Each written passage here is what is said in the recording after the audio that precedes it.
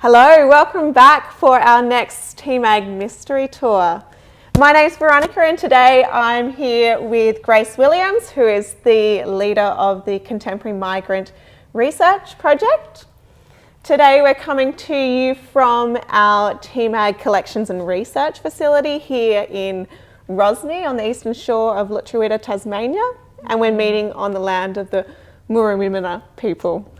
So we'd like to start by paying my respects to the Tasmanian Aboriginal community and acknowledge their history, culture, and I value the strength of the current community and their work. So Grace, can you tell us a bit about your role here at TMAG? So at TMAG, I'm at the Cultural Heritage team. We've a team of about 5 or so people, and I'm responsible for contemporary migrant heritage and the migrant heritage collection in general. So we started this project because we noticed that there was a little bit of a gap in our collections as it comes to migrant heritage. So we have some things from the 50s, but when it came to the 2000s, we're looking a little bit sparse, and for a collection that has over 200,000 items, it would be really good to represent migrant heritage in that. Yeah. And so that's why I'm here to kind of collect and engage with contemporary migrant communities to ensure that their stories are reflected in the museum. Great. So you're going to take us and show us some of the objects that we've currently got in our collection today. So let's head over. Come along. Thanks. So we have got a collection of items today. Like, obviously I can't show you everything because that would be way too long, but we've got some items of like enormous significance. When I was doing research about this, I kind of was like swooning over this document, and I don't know why anyone would swoon over a document, but I think I'm a bit of a weirdo when it comes to the documents collection. Passionate. But, yeah, passionate. So we have in our collection the first naturalisation certificate in Australia. And this certificate was given to a migrant man from Norway, and it was given to him at the first citizenship ceremony, which was in Canberra. Sorry, I got my gloves on. It's really hard to move paper. So naturalisation, what does that word mean in this context? So a naturalisation certificate is basically showing the status that this person has become a naturalised citizen. So previously, if somebody migrated to Australia, they would be a British subject or they would be an alien, which is a hilarious word, but alien is in our constitution. Right. So, or they would just be unlawful. Yeah. So the naturalisation certificate came out of the 47 or 48 Australian Citizenship Act, which came out of, I guess, this sense of a national identity where we wanted to call ourselves and be Australian rather than British subjects. Yeah. So this document is really symbolic of when we all became Australian, and to have the first one issued in the whole country in our collection is really, really significant. And so this was issued to Till, and it meant that all of his children became the first naturalised citizens in Australia. Incredible. What a great place to start the tour as well. Yeah, pretty awesome. So the other interesting thing I have for you is some photographs. So it's really interesting how things come into the museum. So these photographs were originally found at the tip shop from a bunch of boys who just, found them lying there. And they decided to bring them to the museum. And so they had all of these interesting inscriptions on them, but no one understood them because they were in a foreign language. So what we did was we got our Polish curator at the time to interpret them. And we found out that these images were taken by this man, Joe Kromozinski, who was a Polish ex-serviceman that came to Tasmania in the 50s to work on one of Hydro's big electric camps in Bronte Park. So Joe was one of the Rats of Tobruk, so he fought alongside Australians in the North African campaign. The servicemen that they fought loyally with were really passionate about getting them to resettle in Australia. And so they really like lobbied the government to get them to come here. And so the hydroelectric scheme was pretty crucial in that, because they offered these men 2-year contracts to come and work in camps, pretty rough conditions on the northwest, living isolated, but it gave them a job and it gave them a new start after the war. We had enormous amounts of labour shortages, so men like Joe came to Australia, and you can see in these images camp life at Bronte Park. There's a tug of war.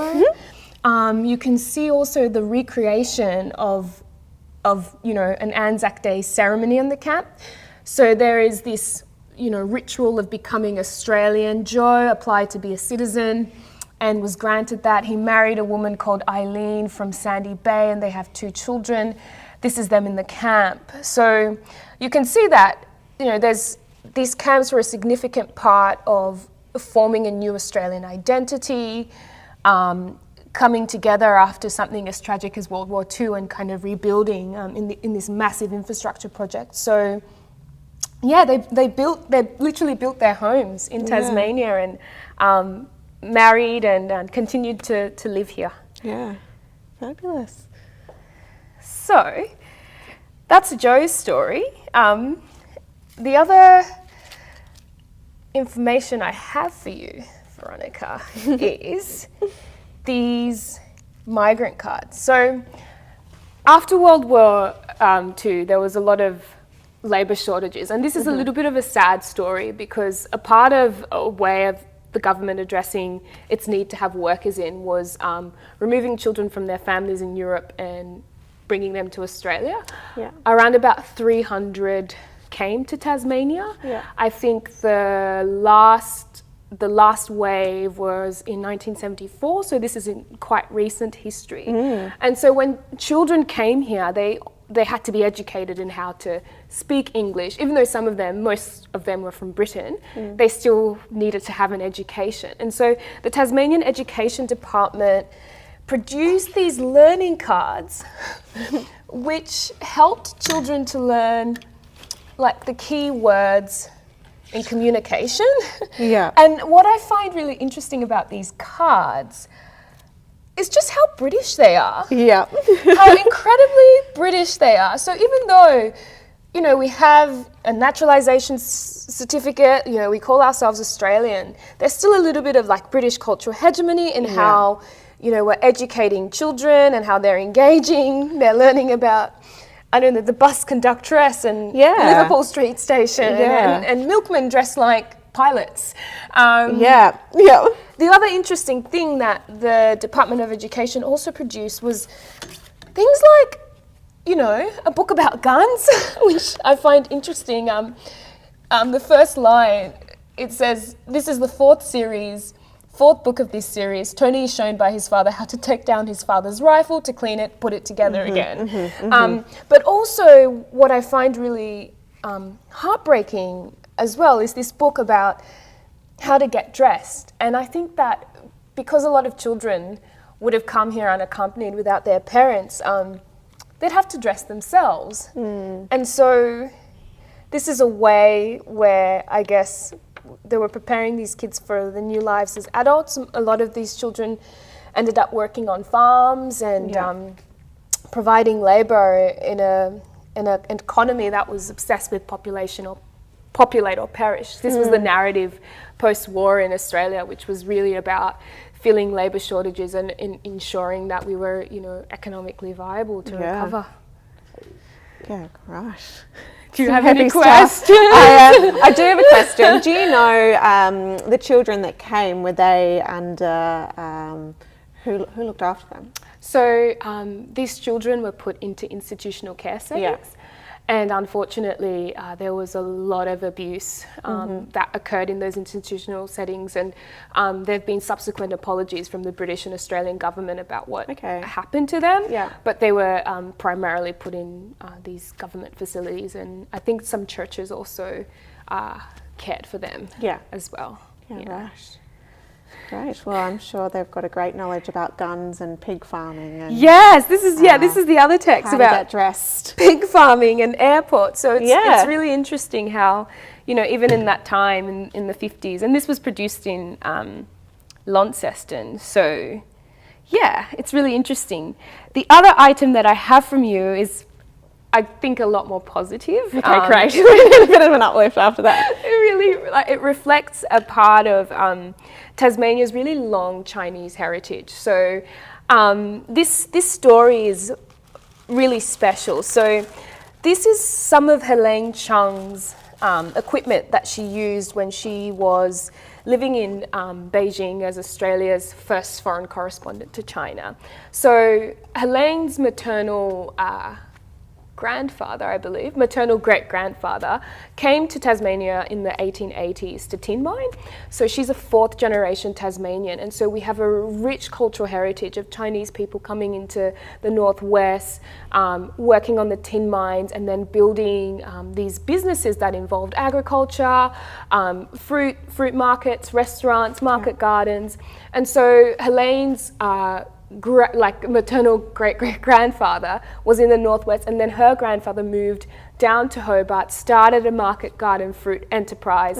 I think became the founder of Henry & Co. in Hobart, so he's quite a significant merchant. And so Helene grew up in Hobart in the 1950s, studied at University of Tasmania, became the first woman of colour, the first non-white woman to be on the ABC, the first woman to be posted as a foreign correspondent. And it's pretty exciting when you look at some of the equipment that she was carrying around with her, just the jointing blocks, how she used this to edit all of the things that she was collecting. And this is So you would cut the film on that block? Yeah.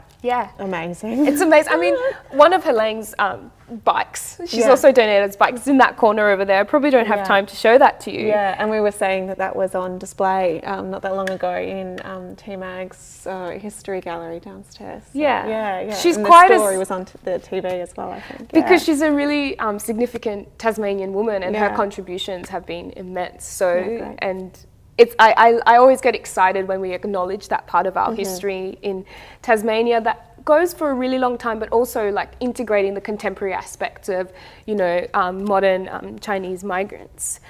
And the other item that I have, I'll just move this across so I can give you a really good view, is a cricket bat. So this cricket bat was donated to us by a contemporary migrant called Prajit.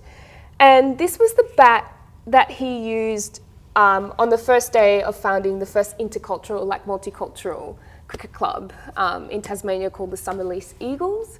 So Prajit migrated to Tasmania from India in, I believe, 2006. And during his time in Tasmania, he's kind of like really obsessed with cricket and played so much cricket and decided that it was time to start the first multicultural cricket club. So he started it. I think in the community there are people from Nepal, Sudan, India, Pakistan, Bangladesh who all come together and share in this ritual of sports. I'm sure cricket is such a significant part of Australian culture and many other Commonwealth cultures. And so I mean, when I look at this cricket bat from a contemporary collecting perspective, it seems odd to many people because they would be thinking, why would anyone want to collect a cricket bat? It's like I've got one of those in my garage. Yeah, I don't like why would a place like TMAG want a cricket bat? And I would say to that, it's the most ordinary items that tell the most powerful stories, and it's in these symbols, these basic homely symbols, that we can tell stories about culture, community, sports, and what brings us together. And so we do tend to have a little bit of some weird, odd stuff when it comes to contemporary collecting, but yeah, it's pretty special. Yeah, it's about the story that brings it kind of alive. It makes it unordinary. Yeah, we are always interested in the story. Yeah. And because, you know, he founded something so significant for our community, we're kind of like, we got to have that cricket bat. Because when we put it on an exhibition, we can explain and give people context and show why, you know, we would choose to use our limited space to store cricket bats. The last item I have to show you is just, it's the most beautiful thing. So, in 2019, when we all collectively experienced the mosque shooting, so many people in Hobart turned out in solidarity of the Muslim community in Tasmania and in New Zealand. And so we collected the placards that were left outside, the Tasmanian Muslim Community Association and at the vigils that were held. And you can see here that you've got little children's hands that have just gently put a sense of themselves in that. And also, I just adore this because it's the kiwi bird and the koala. Yeah. And it says, love will prevail. Yeah. I'm a very mushy person, as you can it tell. Is beautiful. And he's got his hand on the back, giving him a reassuring pat down the, And the fact that people in our community created this, the significance of that story, and that's why it's in our collection. But we are always looking for more things, always looking for more stories. We're a dynamic space, and this is what we have now, but we would really like more, and that's why the Contemporary Migrant Experiences Project kind of exists, to collect what's available in the community. Yeah.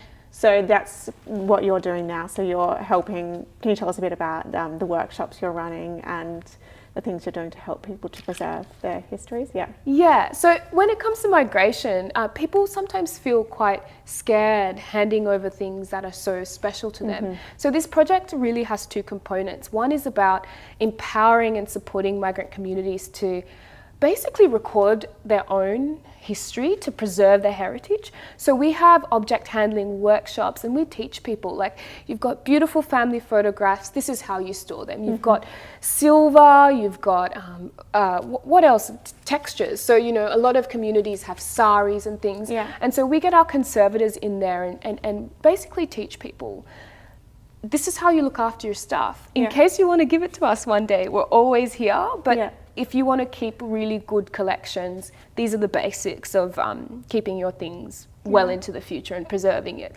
The other aspect of what we do is we collect oral histories. So oral histories are a way of collecting that doesn't require an object, but we're still able to get the story and use the museum as a repository for that, for the experience of migrants in Tasmania. And then we record it to that time. And then when there's an exhibition, 30, 50 years on, people in the community are able to look back and see what happened then, what was the experience and hear then. the stories, from the person themselves, from first hand. What a great resource. And so do you have any workshops coming up with that? Yes, so we've done a lot of southern workshops, and now we're moving to the north of the state. So check us out in Launceston by December. So we'd be occupying the Libraries Tasmania building there too. And so all our conservators are going up. And we're going to be delivering workshops around object management, handling, preservation, as well as oral history, and teaching people how to record oral histories, because we are very capable of accepting oral histories that are already done. We don't want to replicate what's been done in the community. We just want to support and enable people to collect. Okay, so keep an eye on the TMAG website, keep an eye on social media, on our social media, for when that workshop date is announced, if you happen to be up in Launceston. This is the flyer. Okay, great. This is the flyer. And so look for that if you're in TMAG over the next couple of weeks. Yes. Great. Well, thank you so much, Grace, for talking to us about these awesome objects, and and for telling us all these stories. Thank you. I love the green. We've got it going on. Thanks for joining us today. We'll see you again next month for a new mystery tour.